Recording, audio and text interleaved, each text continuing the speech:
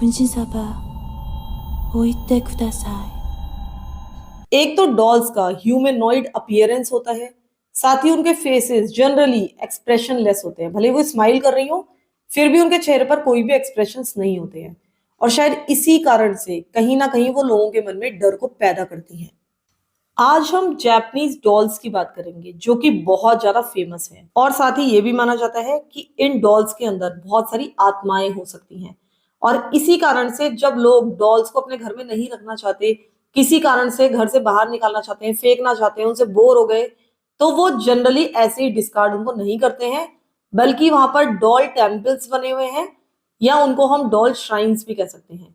यहाँ पर इन डॉल्स को ले जाकर रख दिया जाता है। जिस तरह से भगवान की मूर्तियां हम लोग फेंकते नहीं है, बल्कि कहीं दूसरी जगह पर रख देते हैं, इसी तरह से डॉल्स को भी कभी भी वहां फेंका नहीं जाता है, बल्कि श्राइन्स में रख दिया जाता है। जो भी गिफ्ट के रूप में इस डॉल को प्राप्त करेगा, वो इस डॉल को किसी ना किसी अलमारी में, किसी ड्रॉर में बंद करके रखेगा। और जब उस व्यक्ति की शादी हो जाएगी, तभी वो डॉल उसकी हो जाएगी। यानी कि अगर किसी बच्चे को ये डॉल मिली है, तो उसको कई सालों तक इस डॉल को बंद करके रखना पड़ेगा। और जब ये डॉल उसकी हो जाएगी शादी होने के बाद, ये तब तक उसकी रहेगी जब तक ये एक बच्चे को जन्म ना दे दे। अगर जन्म दिया हुआ बच्चा एक लड़की है, तो ये डॉल सिंपली उस बच्चे को पास डाउन हो जाएगी। यानी कि ये डॉल जैसी है वैसी ही उस लड़की को मिल जाएगी।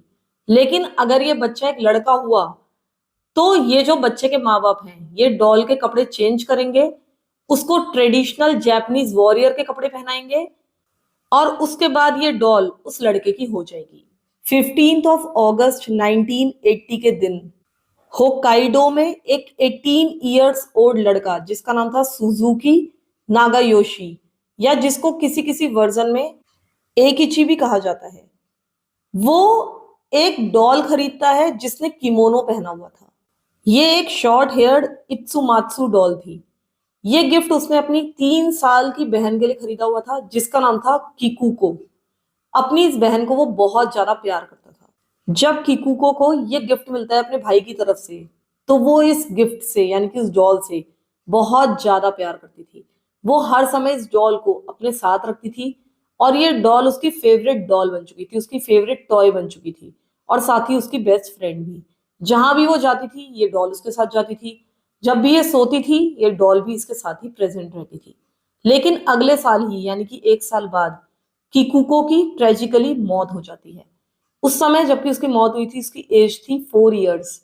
उसको ठंड लग गई थी, निमोनिया हो गया था, और इस कारण से उसकी मौत हुई थी। लेकिन अपनी बहन की मौत के बाद